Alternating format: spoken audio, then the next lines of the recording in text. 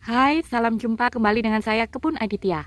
Hari ini saya akan berbagi pengalaman cara merawat tanaman cabai yang sakit, pastinya dengan cara organik ya. Saya minta maaf sebelumnya, mungkin teman-teman terdengar background gitu ya, karena memang terdengar jelas sih pada saat saya merekam ini, tapi tidak apa-apa ya, tambahan hiburan. Oke, langsung saja. Bila teman-teman menyimak di video sebelumnya, saya merawat tanaman cabai mulai dari pemilihan satu buah cabai yang saya semai bijinya di pekarangan rumah. Nah, dari sekian benih yang tumbuh, lumayan banyak sih, ada berapa ya mungkin? Sekitar 20 lebih lah.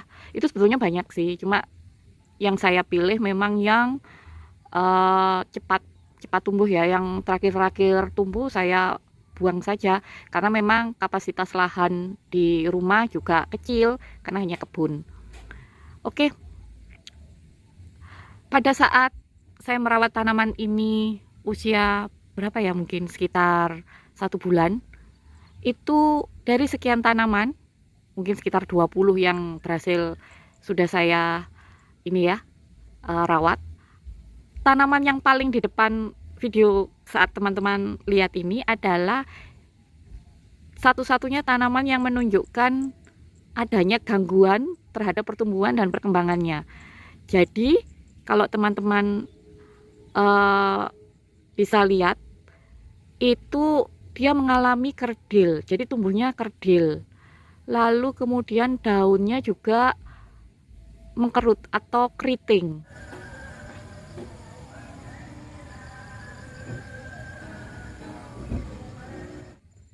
Saya mengetahui bahwa ada satu tanaman ini yang menunjukkan gangguan pertumbuhan dan perkembangan.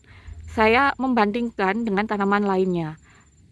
Sebetulnya kalau tanaman lainnya itu termasuk saudaranya ya, karena benih atau yang benih biji yang saya sebar itu sebetulnya dari satu buah cabai yang sama. Jadi saudara-saudaranya kok menunjukkan pertumbuhan yang normal-normal saja, yang baik-baik saja, tetapi yang khusus satu ini dia mengalami kekerdilan.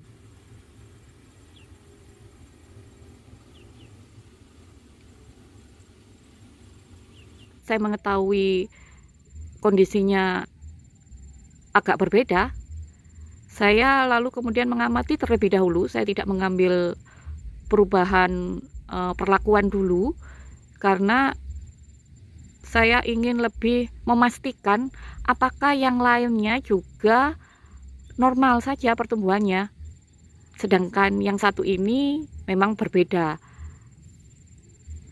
Kira-kira itu mungkin sekitar umur 2 bulan, baru saya mengambil keputusan adanya perubahan perlakuan, yaitu dengan cara mengurangi dosis pupuk. Jadi dosis pupuk yang sebelumnya 1:50, itu saya kecilkan lagi menjadi 1:100. Kemudian intensitas pemberian pupuknya pun juga begitu. Yang biasanya saya berikan seminggu 2 kali, kemudian saya berikan seminggu 1 kali. Ini juga berlaku sih untuk saudara-saudara lainnya, karena sebenarnya kalau teman-teman ketahui, ini kan saya menanamnya tidak secara polybag ya, jadi tidak perlu tidak ada faktor kita langsung bisa mengontrol dia polybag, tapi ini ditanam di pekarangan rumah dan letak tanaman satu dengan tanaman lainnya cukup sangat dekat jarak tanamnya. Jadi saya memberikan keputusan untuk memberikan perubahan perlakuan dengan cara mengurangi pupuk. Setelah itu saya mengamati kembali, ternyata memang ada perubahan. Sebelumnya kalau teman-teman ketahui di video sebelumnya ya, itu kan memang ini ada warna kuning gitu ya, kuning ke hijau muda, orang Jawa bilangnya hijau pupus gitu ya. Kemudian ini keritingnya seperti ini nih. Nah, ini juga sebelahnya juga ada tanda-tanda, cuma ini tidak separah yang sebelumnya, yang ini, tanaman yang ini. Begitu ada perubahan, saya menduga ya, koreksi kalau saya salah, mungkin teman-teman yang lebih bisa memberikan tanggapan. Kok dibandingkan dengan saudara-saudara lainnya itu normal, sedangkan ini tidak normal, artinya memang ada gangguan. Itu saya menduga karena ada faktor genetik. Karena kalau faktor lingkungan, saudara-saudara lainnya cukup sehat, cukup normal, pertumbuhannya alias tidak kerdil, kemudian apa itu namanya, serangan apa ya, kutu ya, atau tungau yang biasanya menyerang tanaman cabai itu juga dialami sama saudara-saudara lainnya, tetapi memang tidak parah sih. Meskipun dia juga tidak parah, waktu saya amati, sejak saya tahu dia mengalami gangguan pertumbuhan itu, saya juga mengamati, melihat satu tanaman ini dengan tanaman yang lainnya, memang gangguan kutu, tungau atau hama itu tidak masif. Gangguannya tidak masif, jadi ya ada 1-2 daun gitu ya, di baliknya ada tungau atau kutu, itu biasanya saya petik terus saya buang gitu aja, tapi tidak sampai full. Nah, karena saya mengamati ini memang berbeda dengan tanaman lain, saya menduga memang ada faktor genetik.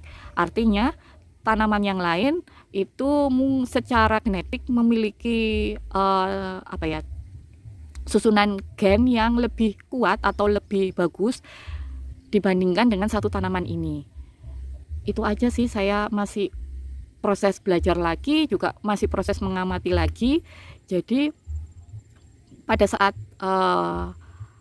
kita mengetahui tanaman yang sakit, kita perlu mengetahui dulu tanaman yang lainnya. Jadi kita perlu melakukan pengamatan terlebih dahulu, jangan langsung ambil keputusan, karena waktu kita mengetahui faktor-faktor yang mempengaruhi tanaman itu sakit, jadi kita bisa mengambil keputusan yang tepat. Karena saya membaca dari sharing pengalaman petani-petani ataupun teman-teman lain yang menanam cabai, itu sering kan pasti mengalami gangguan hama dan penyakit. Ternyata memang faktor-faktor yang mempengaruhi kan biasanya ada 2 ya. Yang faktor paling besar ya, yang paling besar mempengaruhi, yaitu faktor genetik dengan faktor lingkungan. Kalau faktor genetik, kita memastikan dulu bahwa ini memang ada gangguan pertumbuhan itu secara genetik, artinya memang gennya tidak bagus dibandingkan dengan gen lainnya atau tanaman lainnya. Sedangkan lingkungan, kalau memang ada faktor lingkungan, itu biasanya dalam satu lahan itu terserang semua, tanamannya terserang semua. Nah, itu karena faktor lingkungan. Jadi kita bisa belajar mengamati terlebih dahulu, baru nanti kita bisa mengambil keputusan untuk perubahan perlakuan yang akan kita berikan kepada tanaman. Oke, itu saja sharing kali ini. Semoga bisa membantu ataupun bermanfaat, berbagi pengalaman. Mungkin ada teman-teman lain yang ingin memberi tanggapan, silakan saja memberikan komentar. Kita saling belajar satu sama lain, kita bisa saling mengoreksi satu sama lain. Bagaimanapun juga, berkebun secara organik itu membuat kita banyak lebih mengenali diri kita, mengenali lingkungan kita, supaya tercipta keseimbangan ekosistem di sekitar kehidupan kita. Oke, sekian dulu. Terima kasih. Sampai jumpa.